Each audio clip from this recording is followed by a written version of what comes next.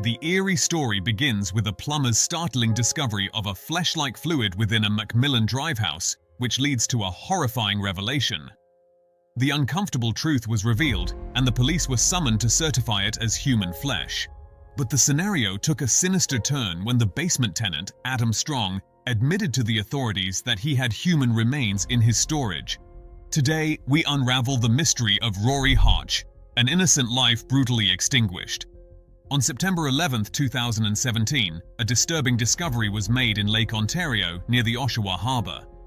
An 11-year-old boy fishing with his grandfather noticed a floating torso in the water.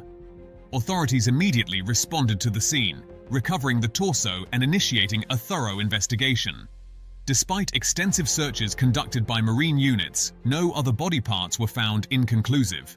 Nevertheless, evident signs of trauma led the coroner to determine it was a homicide. The absence of a head posed a significant challenge in identifying the body, so DNA testing was the only viable option. It wasn't until November 9, 2017, 2 months after the disturbing discovery, that the heartbreaking truth was revealed. The torso belonged to Rori Hache, an 18-year-old pregnant woman from Oshawa who had gone missing in late August of the same year. Rori Hache was born on July 9, 1999, and was the apple of her mother, Shannon Dion's eye. During her early years, Rori excelled in school, even earning the prestigious title of Army Cadet of the Year in her local squad at the age of 13. However, Rory's life took a turn for the worse during the first year of high school when someone introduced crystal meth to her, triggering addiction struggles. Shannon sought external assistance from the Children's Aid Society to help her daughter overcome these challenges. Thankfully, her efforts paid off at the beginning of 2017 when Rori finally began to make strides toward improving her life. She secured a job, returned to school, and found stability by moving in with her boyfriend, Tony. Despite her past struggles, Rori was determined to turn her life around and find a better path for herself. However, in August 2017, Rori told her mother that she was pregnant. She wanted to keep the baby, so Shannon supported her. But what Shannon didn't know was that Rori had relapsed into drug use. On August 29, 2017, Rori was brought to an Oshawa hospital by a friend and her mother after suffering a mental relapse.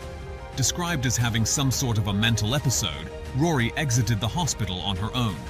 This marked the last confirmed sighting of her, and from that point on, her whereabouts were unknown. They filed a missing persons report with the Durham police, sparking a citywide search. Sadly, every effort to locate Rori remained futile until DNA evidence finally linked the recovered torso to her, confirming the devastating truth: she had become the victim of a violent crime.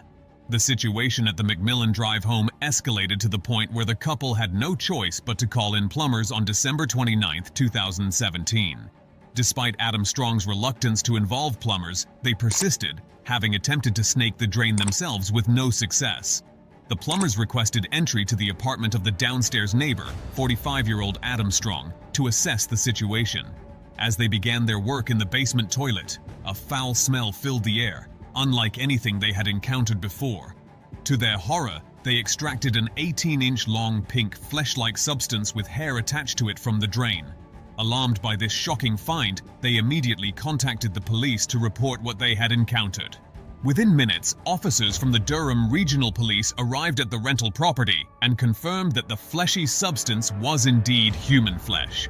After gathering crucial information from the plumbers and the concerned couple, the officers proceeded to speak to Adam Strong. During their conversation, Adam made a shocking admission. "The jig's up. It's a body. If you want the rest of her, she's in my freezer and she's pretty defleshed." Adam was immediately taken into custody while the police began to search his apartment. What they discovered was nothing short of a house of horrors. Every inch of the apartment was filled with filth, and an overwhelming smell of decay permeated the air. In the bathroom, Adam had removed the toilet while attempting to address the blockage issue. However, it was in the bedroom where the most gruesome discovery awaited them. The remains of a young woman concealed within a freezer, her head wrapped in a plastic bag. Further DNA testing confirmed that these remains belonged to Rori Hache. The police also uncovered disturbing items such as explicit toys, restraining devices, knives, and an explosive device, which was disarmed before it could cause harm. Despite Adam Strong's refusal to disclose the details of Rori's death during interrogation, the prosecution built their case upon available evidence. According to their narrative, Adam lured Rori to his home under pretenses, promising money for physical relations. Once inside, he restrained her in a disturbing BDSM-style contraption and savagely beat her with a hammer found in his home. No one living upstairs at the time could have heard her screams.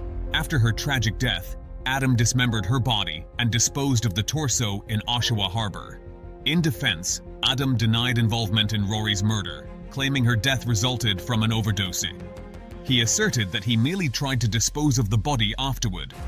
As for Candice, the defense argued insufficient evidence and pointed out the limited size of the freezer. However, after reviewing all evidence, Judge Mr. Joseph DeLuca was convinced of Adam's involvement in the murders. During the trial, Adam attempted to blame his troubled childhood for his actions, citing traumatic events. Yet, his lack of remorse and indifference were unmistakable. The evidence presented made it clear that Adam knew the gravity of his actions. In May 2021, he was sentenced to life in prison for first-degree murder and an 18-year term for manslaughter, the highest permissible sentence within Canadian law. Moments before his imprisonment, the judge delivered a powerful message, ensuring that Adam would never be seen in public again. If you found this video informative, please give it a thumbs up and subscribe to our channel. Remember to hit the notification bell so you never miss an update.